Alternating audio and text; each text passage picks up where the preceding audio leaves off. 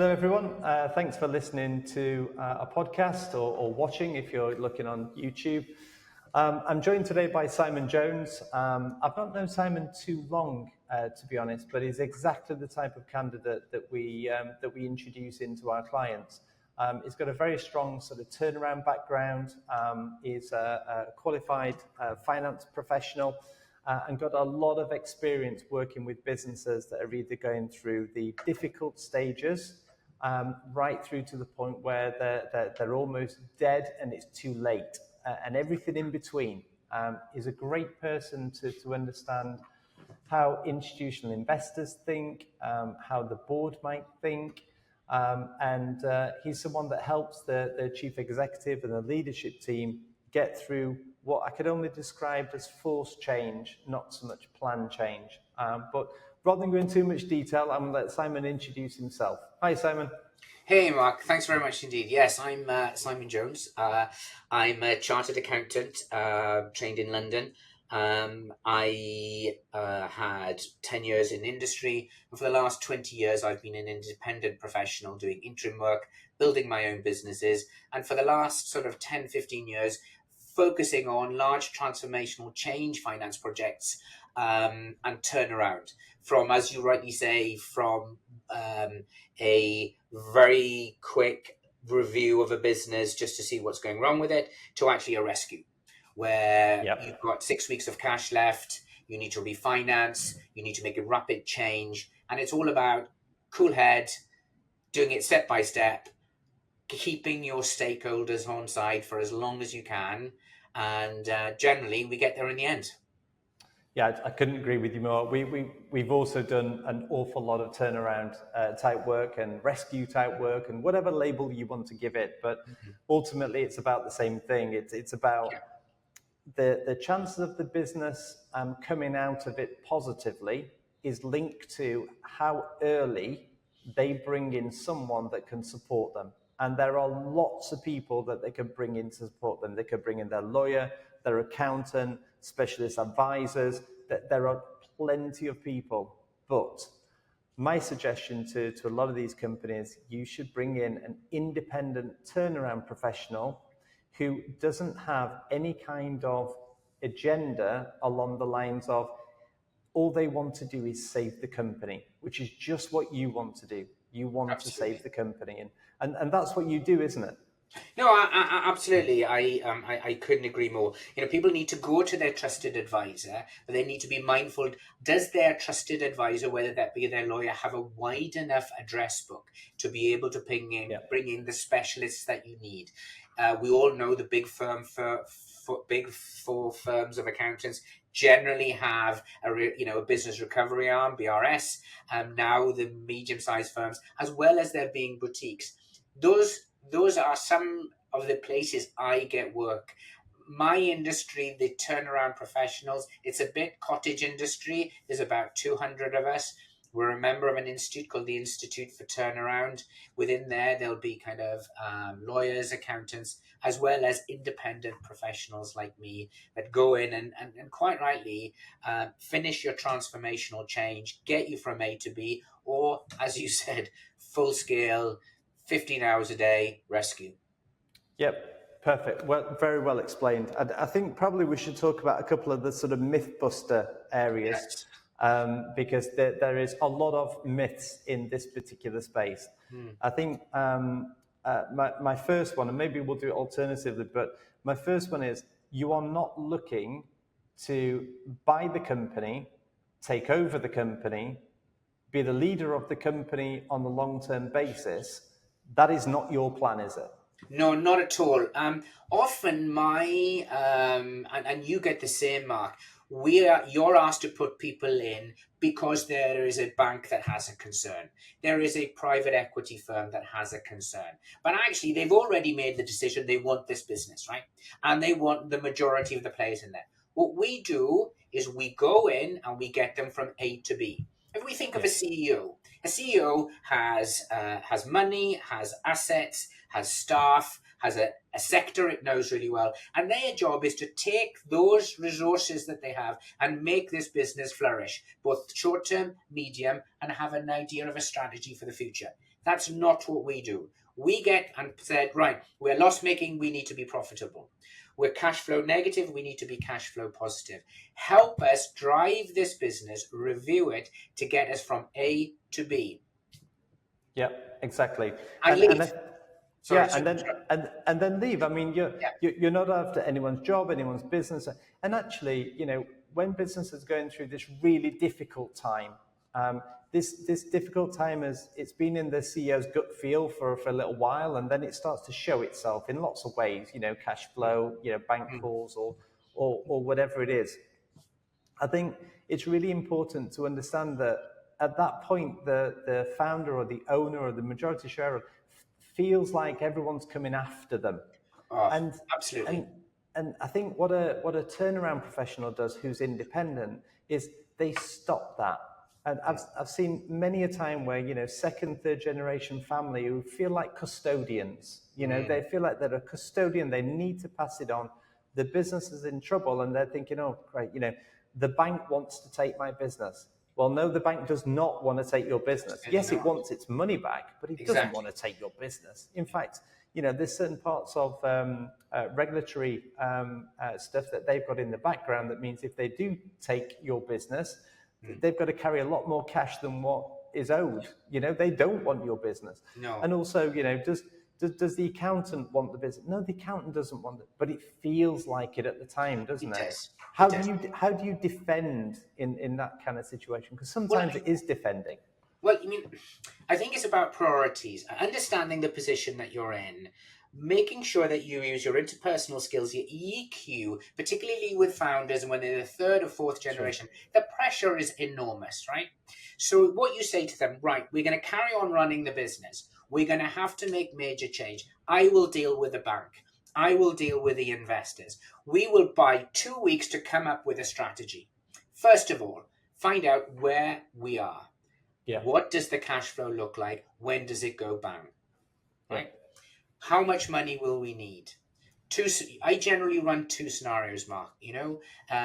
Normal with a bit more prudence than normal, and actually a good case, right? Yeah. So that you have a good vision to the future. Then you go to your major stakeholders, and we're talking money now, and sort of say, right, this is where we are. This is what we're going to do. We're going to make this change, and we will do it rapidly. And yeah. I tend to lead that as chief restructuring officers, and just to get those things done quickly. And of course, you say to the banks, which is always helpful, we're happy to meet you every month. Yep.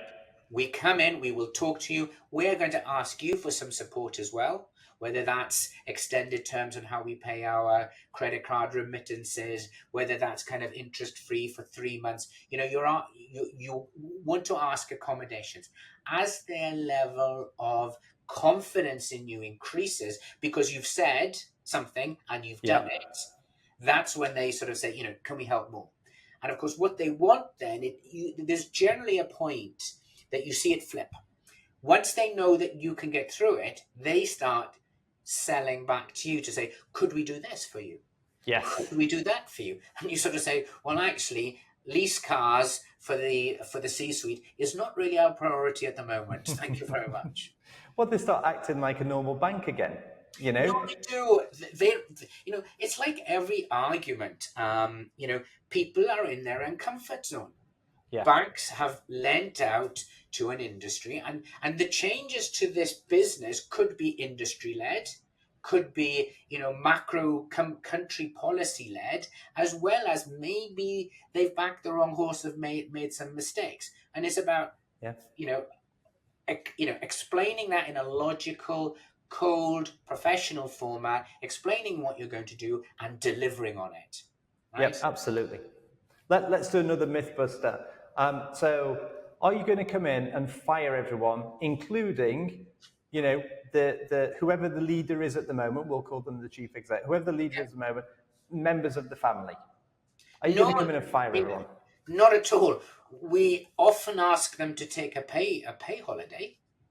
But we're not after their role in any way, shape, or form. It's like me coming to you in your business, Mark, and I know you're turning over about 10 billion a year. And I'd say, listen, Mark, we need to shave some money off this. Here's, 10, 15 ideas. I'd like to get your view first as chief exec, and then we'll start selling these internally, right? Yeah. But it does sometimes involve cost savings in terms of heads. That's Of course. something that you do very reverently and very properly and very professionally. It's something that you have to do. I'd be a liar, but you tend to not keep you want the knowledge in the business. That's an asset in itself. So you Yeah. want this chief executive, you want the head of sales, you want the CFO generally within a business. Beyond that, it's fair game, and you see the people that are fighting for you and the people that are not. Yeah. And, They'll and show that themselves. influences your decision making clearly. Yeah, I agree with that. Another one is, we'll stop doing these in a minute, but another one is, or no, not another bloody consultant. Fair point. So I think there's two breeds of turnaround professional. I think there is the industry expert, board advisor that actually has a brilliant address book and will help you at the C-suite and above level. And then there's the operator. So what I tend to do, and I will answer your question about consultants, I get paid through a consultancy contract. I see myself as a worker working on the operational board next to the CEO and CFO, taking pieces of work off their desk and driving it forward. That's what CROs do. I am there for a period of time to get pieces of work done, to get this business from A to B. I'm a little bit of a ringleader. I can't do it all myself. I need the CEO involved. And how can I get a learning curve in your business in a week? I need you, but if you were with me, and I have style things that I do or ethical things. I like to meet with the CEO and CFO every day for 20 minutes every morning. Yeah. Right? I'm judging how they're handling the stress and the strains, bit of empathy, bit of sympathy, but also sort of say, right, this is what we need to do today. Today is a big day, Mark, right? We've got the banks coming in this afternoon. Let's have an hour rehearsal beforehand.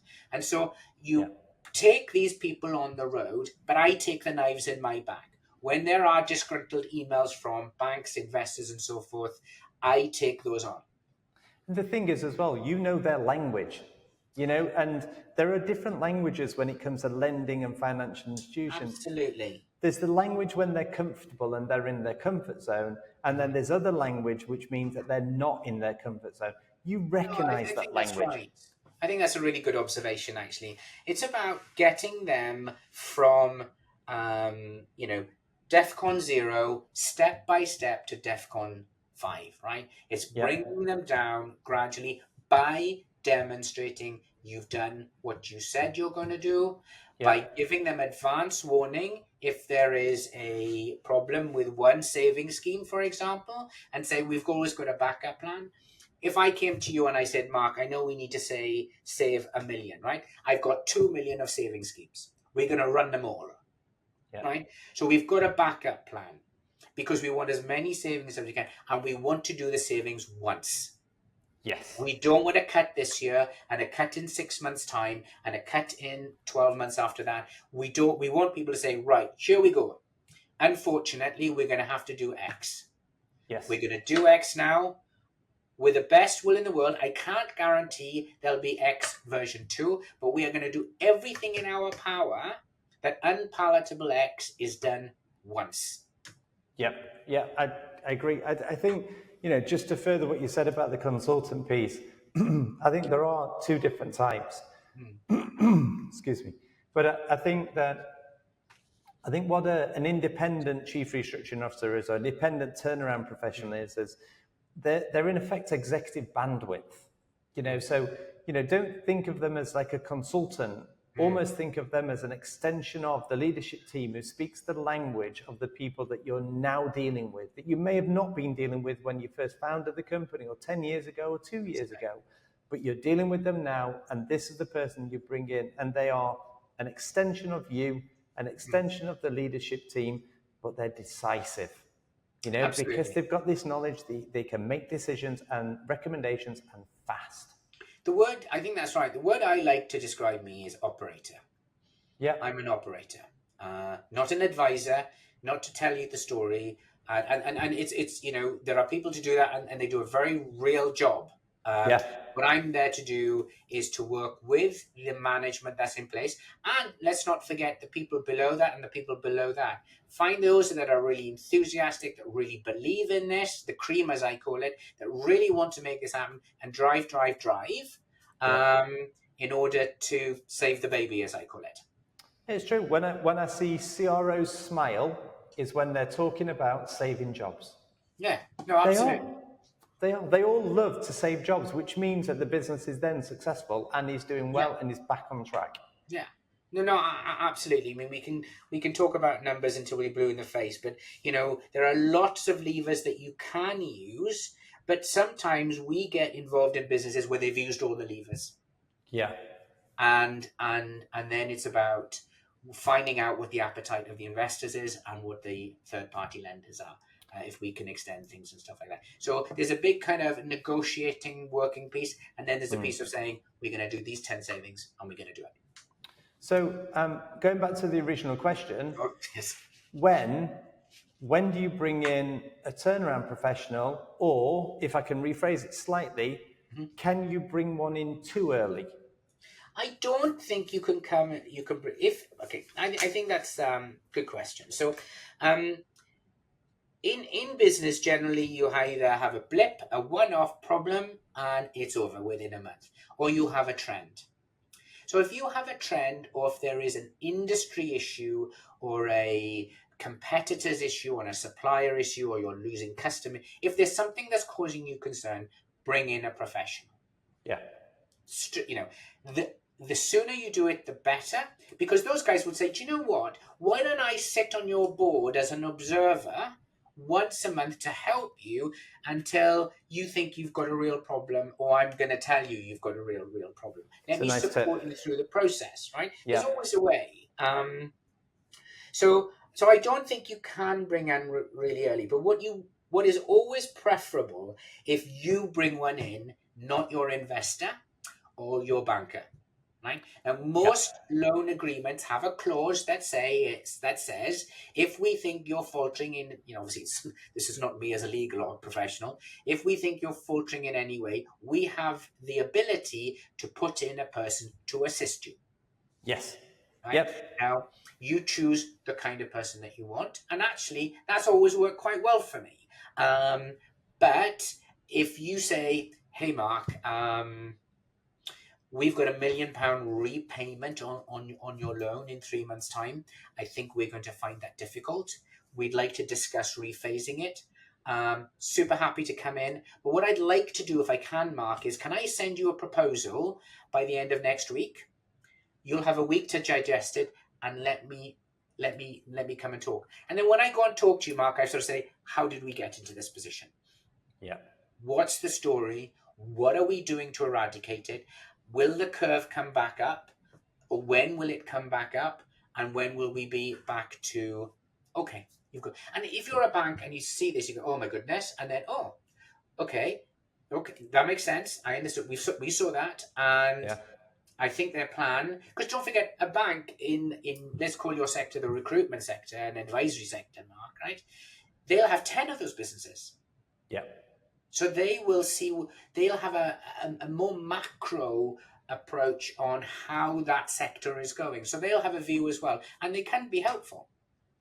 Yeah, I couldn't agree more. I think, if someone's a current founder or family member or someone running a business, you'll know full well that sometimes when you go to the bank for lending, it's slightly more money than what it was before. And that's because the bank has a certain view of the whole industry. Banks make views on macroeconomics. They make views on macro industries. So if you've broken down in terms of, this is why we're struggling, it's not macroeconomics. It's actually us that's had a problem, but this is what we're doing to fix it. The bank already knows that. They already know if the industry has a problem. And if it doesn't have a problem, but you're saying it has a problem, now they're worried. And this is all about, you're not talking their language. Absolutely. Yeah, and this is where experience comes in. You made a great point in terms of, contacted someone like you early, even bringing them into the board. It can be a bit of an unofficial board position, but you're there as a bit of advisor, a bit of an observer, a bit of a critical friend. You're there for preparation. Yeah. Hopefully they don't get into the turnaround phase, but if they're Yes, starting absolutely. to feel like they are, Yeah. then it's great to have someone on board there, and the contacts that you've got and the relationships that you've got, that can add value too. If we add that to the myths that we said earlier about you're not coming in for the jobs, you're not coming in for the balance sheet, it just makes a compelling proposition to bring someone like you in. No, I think that's right, and it's always interesting, it's always helpful. So whereby a board meeting would be half a day, you'd most probably spend a whole day with them, right? Yeah. You'd be chatting to and none of this is secret squirrel. This would be talking to the sales director. What are your leads? What's your pipeline look like? How do you see the market changing? Are our projects suitable for that market? Are we behind technology wise? Are we ahead? Where do we sit with this? Have we been cutting back on R&D when maybe it's starting to hurt us now? Yeah. So it's getting a feeling for the business from the experts. Yes. From the CEO that's known this industry his entire life, from the sales guys who's been there for 10 years, knows most of the industry players.